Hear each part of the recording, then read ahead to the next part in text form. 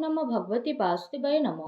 नमस्कार बंधुगण आपण मानकु आम यूट्यूब चैनल को स्वागत। बंधुगण आजिर ए भिडियो आपणक पई बहुत ही खास रहिबाकु जाउछि। आपणक पई आमे कहिबु आगामी ए 2.5 दिन आपणकर किपरि साब्यस्त हेबो, केउ प्रकार ए 2.5 दिन को आपण विशेष भाबरे साब्यस्त करिवे, ता सहित केउ सब जिनिस रे आपणकु फायदा हेबो, केउ सब जिनिस रे आपणकु सावधानियता अवलंबन करबाकु पड़िबो, आपणकर लव लाइफ किपरि रहिबो, क्यारियर किपरि रहिबो, बिजनेस आ व्यापार किपरि रहिबो एवं ता सहित स्वास्थ्यर महत्वपूर्ण इनफॉरमेशन मध्ये आमे आपण मानकु देबु। आउ ए वीडियो शेष रे आमे आपण मानकु गोटे उपाय विषय मध्ये कहबु, जहा द्वारा आपण ए 2.5 दिन को आहुरी अधिक शुभ और मंगलदायक साब्यस्त करि परिबे। तेणु आगो को वीडियो आरंभ करबा पूर्व आमर आपनकु रिक्वेस्ट कि जदि आपण आमर ए चैनल ले नुआ आछंती तो चैनल को सब्सक्राइब करिनेबा सह पाखरे थिबा नोटिफिकेशन बेल को मध्ये ऑन करंतु, या द्वारा समय समय रे नुआ नुआ वीडियो नोटिफिकेशन आपनक पाखरे पहुंचीबो। आसंतु जानिबा किपरि रहिबो आपणक पई विशेष भाबरे ए 2.5 दिन। जदि आमे सबुठारु प्रथमे कहिबा कि ए दिन रे कोन आपणक पई विशेष भाबरे पॉजिटिव रहिबा पई जाउछि, जदि आमे कहिबा फ्रेंड्स ए दिन रे आपण किछि राजनीति लोकंक सहित साक्षात हेबो एवं आपणकर लोकप्रियता बढ़िबो, ता सहित जन संपर्कर दायरा मध्ये विस्तृत हेबो। संतानक तरफरु तांकर क्यारियर को नेकी ए दिन रे किछि शुभ समाचार मध्ये आपणकु मिली पारे। आपणकर सिद्धांतवादी दृष्टिकोण समाज एवं धार्मिक स्थल रे आपणकु सम्मानजनक उपाधि विशेष रूप रे प्रदान करिबो, ता सहित धार्मिक एवं आध्यात्मिक गतिविधि रे आपणकर विशेष रूप रे महत्वपूर्ण योगदान रहिबो। प्रॉपर्टी संबंधित कोनोसी अटकी कार्य पूरा हेबार विशेष रूप रे संभावना बनिछि। ए दिनर समय आपणकु भल खराबर स्थिति देखैबो, ता सहित भाग्य एवं संतान संबंधित कार्य रे मध्य आपणकु विशेष रूप रे सुविधा प्रदान करिबो। आपणकर विवेक एवं आदर्शवादी स्वभाव आपणक पई महत्वपूर्ण उपलब्धि को नेकी आसीबो। ता सहित ए दिन रे ग्रहर स्थिति आपणक पई काफी संतोषजनक रहउची। जो माने आपणकर खिलाफ रे थिले सेही लोक माने आपणक सपक्ष को आसीबा पई जाउछंती। आउ संबंध रे मध्ये आपणकर काफी सुधार आसीबो। सबु कार्य आपणकर शांतिपूर्ण रूप रे सुधुरी मध्ये जीवो। भावुकता द्वारा बेमारिक दृष्टिकोण आपणकर कार्य रे रही जीवो।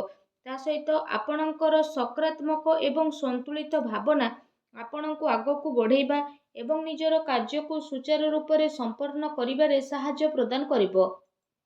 घरे कौनसी धार्मिक उत्सवर आयोजन मध्य विशेष रूप रे हेबो। ता सहित आपण पुणी थरे निजे निजकु ताजा अनुभव करिवे। एहा सहित जदि कहिबा अटकी थिबा बड़ धरणर पेमेंट मिलिबा कारणरू आर्थिक स्थिति मध्य आपणकर काफी समय पर्यंत सुधुरी जीवो, जो कारण पई आपणको काफी खुशी मिलिबो एवं आपणको मन बहुत ही प्रसन्न मध्य रहिबो। आसंतु जानिबा ए दिन रे कोन नेगेटिव रहिबो। कोनोसी प्रकारर उधारीरु आपण दूरी रुहंतु। धन लेण देण संबंधित कार्य करिबा ठारू छलना बा धोकार आपण शिकार होई पारती। कोनोसी भी कार्य करिबारे अधिक भाबी चिंती कि आपण आपणको टाइम लगांतु नाही। एहा द्वारा समय आपणको हातरू बाहरी पारे। सामाजिक संपर्क को मधुर बनेकी रखिबार अति आवश्यकता रहिछि। केबे केबे किछि नकारात्मक पुरुणा कथा पुणी थरे मध्य उठी पारे, जो कारण पई आपण निजर मन बल रे काफी टाइम पर्यंत कमी अनुभव करिवे। निजर स्वभाव को पॉजिटिव बनेकी रखंतु।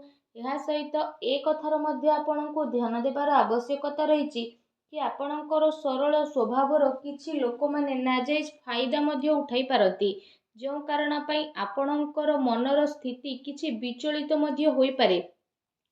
अन्यर प्रोब्लेम को सुलझेबारे आपणकर केते सारा महत्वपूर्ण कार्य मध्य अटकी पारे। ता सहित काहा सहित जदि किछि प्रतिज्ञा बा प्रॉमिस करिसेंती ताको पूरा करंतु, नचेत समाज रे आपणकर इमेज खराब होई पारे एवं किछि लाभदायक मौका मध्य आपणको हातरू बाहरिबार संभावना रहिछि। एहा सहित जदि कहिबा देखैबा प्रवृत्ति ठारू आपण विशेष रूप रे दूरी रुहंतु। ए समय रे धन संबंधित किछि नुकसानदायक स्थिति देखा देबो। सेथिपाई कौनसी भी प्रकारर निवेश को ए दिन रे आपण दूरी रखंतु। संतान संबंधित विवाद रे मध्य ध्यान रखंतु कि भाईଙ୍କ सहित संबंध आपणकर खराब न हेउ। ପିଲାଙ୍କର ଗତିବିଧିରେ ଧ୍ୟାନ ରଖିବାର ଅତି ଆବଶ୍ୟକତା ରହିଛି। ତାଙ୍କର କିଛି ଭୁଲ ଆଦତ ବା ସଙ୍ଗତ ଆପଣଙ୍କୁ ପ୍ରୋବ୍ଲେମରେ ପକାଇପାରେ। ତେଣୁ ତାଙ୍କୁ ସକାରାତ୍ମକ କାର୍ଯ୍ୟରେ ବ୍ୟସ୍ତ କରିବା ଆପଣଙ୍କ ପାଇଁ ଅତି ଆବଶ୍ୟକତା ରହିଛି, ଯାହା ଭବିଷ୍ୟତ ପାଇଁ କାଫି ଲାଭଦାୟକ ସିଦ୍ଧ ହେବ। ଆସନ୍ତୁ ଜାଣିବା ଏ ଦିନରେ ଆପଣଙ୍କର ଲଭ୍ ଲାଇଫ୍ କିପରି ରହିବ। ଘରର ମାହୋଲ ଅନୁଶାସିତ ଏବଂ ଖୁସି ଭରା ଏ ଦିନରେ ରହିବ। ପ୍ରେମ ସମ୍ବନ୍ଧରେ ମର୍ଯ୍ୟାଦା ବନେଇ ରଖିବାର ଆବଶ୍ୟକତା ରହିଛି। ଆପଣ ଆପଣଙ୍କର ସମସ୍ୟାକୁ ସୁଲଝେଇବାରେ ଜୀବନ ସାଥୀ ଏବଂ ପିଲାଙ୍କର ପୁରା ସହଯୋଗ ରହିବ, ଯେଉଁ କାରଣ ପାଇଁ ଆପଣଙ୍କର ଆତ୍ମବିଶ୍ୱାସ ବହୁତ ଭଲ ରହିବ। ତା ସହିତ ଅତି ସମ୍ପର୍କୀୟଙ୍କ ସହିତ ମେଳ ମେଳାପ ଏବଂ ବୁଲାବୁଲିର ପ୍ରକ୍ରିୟା ମଧ୍ୟ ଆପଣଙ୍କର ହୋଇପାରେ, ଯାହାଦ୍ୱାରା ଘର ପରିବାରର ବାତାବରଣ ବହୁତ ଖୁସି ଭରା ଏବଂ ସୁଖଦପୂର୍ଣ୍ଣ ରହିବ। ଆସନ୍ତୁ ଜାଣିବା ଏ ଦିନରେ ଆପଣଙ୍କ ବ୍ୟବସାୟ କ୍ୟାରିୟର କିପରି ରହିବ। କାର୍ଯ୍ୟସ୍ଥଳରେ ନିଆଯାଇଥିବା ଠୋସ୍ ନିର୍ଣ୍ଣୟ ଆପଣଙ୍କ ପାଇଁ ବହୁତ ଭଲ ରହିବ ଏବଂ ସଫଳତା ମଧ୍ୟ ଆପଣଙ୍କୁ ଅବଶ୍ୟ ପ୍ରାପ୍ତି ହେବ। ଏ ଦିନରେ ମାର୍କେଟିଂ ତଥା ପେମେଣ୍ଟ କଲେକ୍ଟ ଭଳି କାର୍ଯ୍ୟରେ ଆପଣ ଆପଣଙ୍କର ଟାଇମକୁ ସ୍ପେଣ୍ଡ କରିବେ। ସେୟାର ରିସ୍କ ପ୍ରଭୃତି କାର୍ଯ୍ୟରେ ବିଶେଷ ରୂପରେ ଆପଣ ଦୂରେଇକି ରୁହନ୍ତୁ। ଆପଣଙ୍କ ସହିତ ଛଳନା କିମ୍ବା ଧୋକାଧଡ଼ି ମଧ୍ୟ ହୋଇପାରେ। ଚାକିରିରେ କୌଣସି ପ୍ରକାରର ସ୍ଥାନ ପରିବର୍ତ୍ତନ ଏବଂ ପ୍ରେସରର ସ୍ଥିତି ମଧ୍ୟ ଆପଣଙ୍କ ଉପରେ ବନିପାରେ। କାର୍ଯ୍ୟସ୍ଥଳରେ କୌଣସି ପଡ଼ୋଶୀଙ୍କ ଦ୍ୱାରା ଲଢ଼େଇ ଝଗଡ଼ା ଭଳି ସ୍ଥିତି ମଧ୍ୟ ଆପଣଙ୍କର ବନିବ।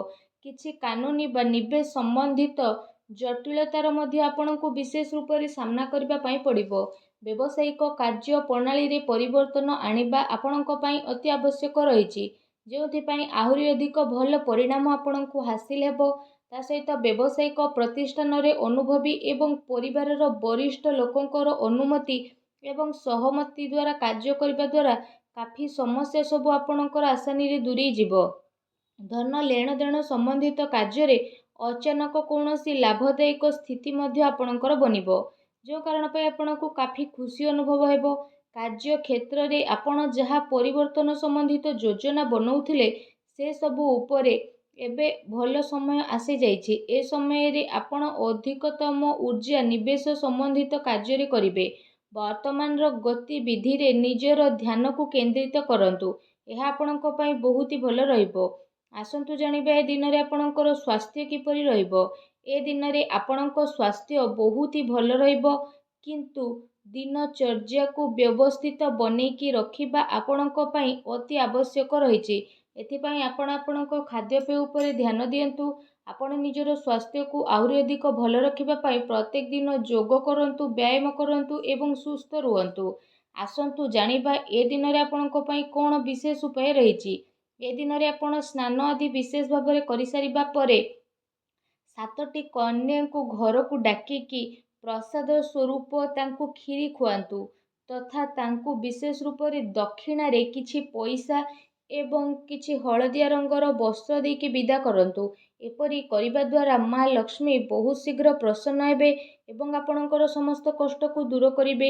ଯାହା ବି ଆପଣଙ୍କ ଜୀବନରେ ପ୍ରୋବ୍ଲେମ ଚାଲୁଛି, ସବୁ ପ୍ରୋବ୍ଲେମର ଅନ୍ତ ହେବ ଏବଂ ଆପଣଙ୍କୁ ଶୀଘ୍ର ହିଁ ଶୁଭ ଫଳର ପ୍ରାପ୍ତି ହେବ ଏବଂ ଆପଣଙ୍କର ସମସ୍ତ କାର୍ଯ୍ୟ ମା ଲକ୍ଷ୍ମୀଙ୍କ ଆଶୀର୍ବାଦରୁ ବହୁତ ଆସାନୀରେ ବନି ମଧ୍ୟ ଯିବ।